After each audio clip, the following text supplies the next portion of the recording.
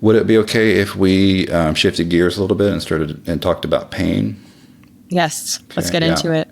I always start with Rene Descartes.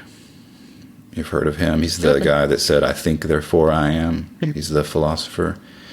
He was a pretty brilliant guy. It was, I guess they call it like a Renaissance man maybe, but he was a philosopher. He was a scientist. He was you name it, he kind of just did it. But this was like back in the day when it was like the first time in history where people could dissect cadavers, and it wasn't like against the law or like a sin or what they would burn you at the stake for doing science.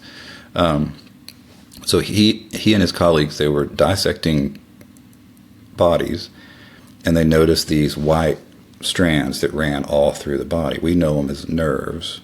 He called them pain tubes. You ever heard that? Mm-mm. Right. So he was able to identify, okay, these are these have something to do with pain. We call them pain tubes. And there's this drawing that he made. It's this little naked man, and he's got his foot in a fire.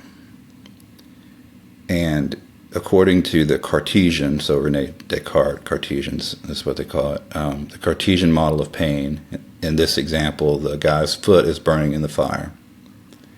So pain happens in the foot, and the pain signal goes up the pain tube into the brain, where the brain recognizes that there's pain in the foot, causing the person to move their foot out of the fire.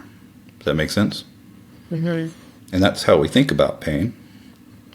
And for the last 400 or so years, all of our pain treatment has been based on the Cartesian model of pain, that pain happens in the tissue of the body. You're probably sensing some foreshadowing that I'm about to say that's not true, right? So modern current pain neuroscience teaches us that pain doesn't actually happen in the body.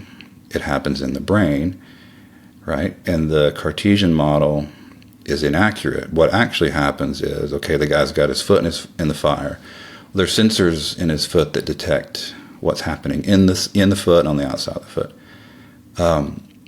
And so in this instance, there is damage that's happening to his foot. So the sensors in his foot detect that potential damage. So it sends a signal up the nerve, but it's not a pain signal because no pain is happening at this point.